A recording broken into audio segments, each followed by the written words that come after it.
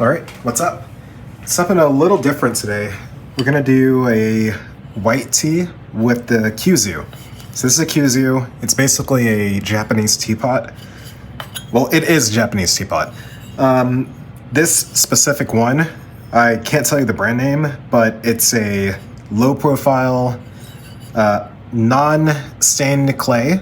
So this is just like raw clay from the kiln, basically. No staining on it. And I also have a handmade clay filter as well. And all that really surmounts to is, a more saturated flavor, more concentrated flavor over time as you use it. Like, because it's non-stained, it kind of helps it season the clay a bit. It's a bit of a wishy-washy subject, but basically this gives you the most saturated flavor, I'd say. And it's not as like harsh and 2D as using a stained clay teapot. So that's enough talking. There is a bit of preparation. It looks small, it is small, it doesn't make a lot of tea. However, you're meant to do what they call multiple infusions, right? So you steep a bit of tea, then you pour it in the cup, and then, you want to make another cup? You just pour more hot water in there, wait a bit longer, and then you pour it into the same cup. And it can have varying flavors. Personally, I love the second infusion. I think that's when you get like any bitterness that's built up is like gone during the second infusion. So I like to do that. We're gonna use my smallest cup because, like I said, this does not make a lot of tea. First things first is get the water hot. I'm gonna use Silver Needle Japanese white tea, if I can find it. I also have yellow tea.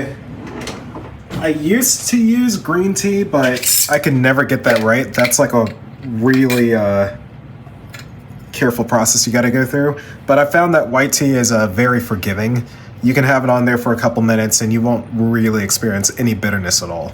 You can say almost the same with yellow tea. Yellow tea is a bit more oxidized, so it's easier to get a bitter flavor if you leave it steeping for too long.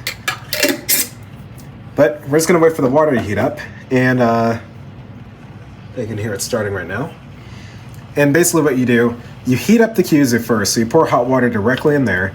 What I do is after I heat up the Kyusu, I pour that hot water into the teacup to heat it up a bit, and then you put the white tea leaves or whatever tea leaves you have in here.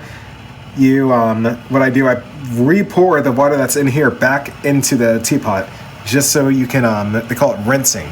And that's, again, trying to mitigate any like bitter flavors. It's more important when you go with more oxidized teas like yellow tea, green tea, and black tea especially. And I have tried to make black tea through this as well. I need to find like a different black tea to use, I think. I don't think I was using like a very high quality black tea, but you can do it in here too.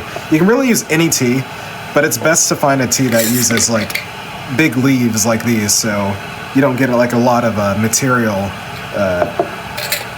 going into your cup, because this is not the finest filter, honestly. But it does the job for big leaves, so. No real measurement I go for. I just kind of take this is probably all that I'll go for. Maybe a little bit more. People weigh them by grams and stuff and whatever, but I find, especially with the white tea and yellow tea, it really just about this amount is fine. You don't have to pack them all in or whatever, but again, it's kind of like all up to you how you want the tea to taste, basically. And you got to do a couple of infusions to really understand like what kind of flavor profile you're going to get. So, hot water's almost done.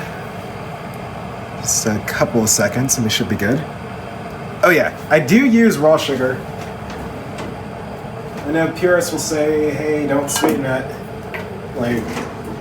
But I find with the yellow and white teas, it tastes amazing if you sweeten this up with a bit of raw sugar or honey. All right, should be a couple more seconds and we can get started.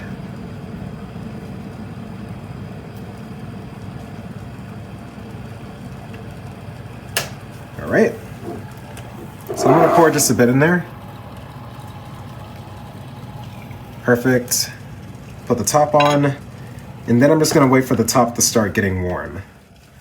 Once the top gets warm, I'll pour it into the teacup, then I'll immediately put the leaves into the Kyusu and rinse back into the cup. All right, it's getting there. Probably a few more seconds. You can also like move it around too, if you want. All right, I'd say that's warm.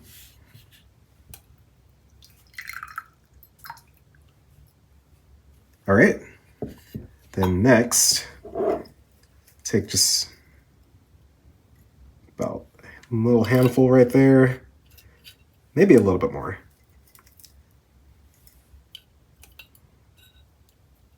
Yeah, I'd say that's fine. So you just gather them in the middle, and now we're gonna rinse.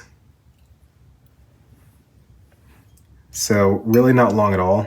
It has to be steeping for. It's not a lot of water in there, so I will move it around a bit. Then pour right back in. Like maybe like 10 seconds, 10 to 20 seconds is the rinse. All right, cool. Yeah, try to capture that leaf back. All right, now we're ready for our first infusion. So I'm gonna take the hot water. Yep, I'm gonna take the hot water and fill it up until I start to see like reflections on the edge. That's how I know it's filled.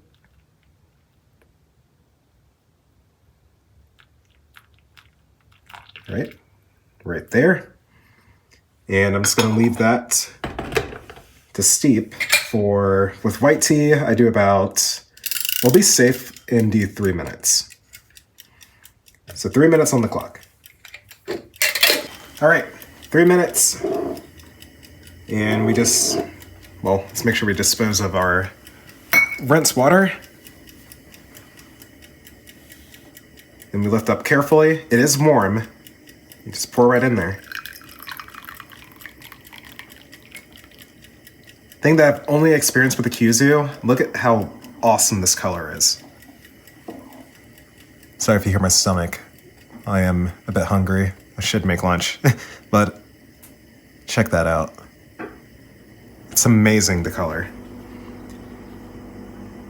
Now, there is a bit more left in here. I'll go ahead and...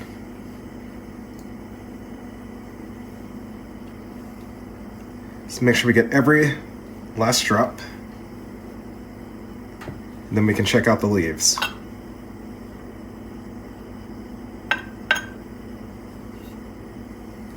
Check that out. Yeah, these are really good leaves. I can't remember where I got them from, but I say as long as you buy from a good supplier, just white tea leaves, silver needle, you're gonna get a good product.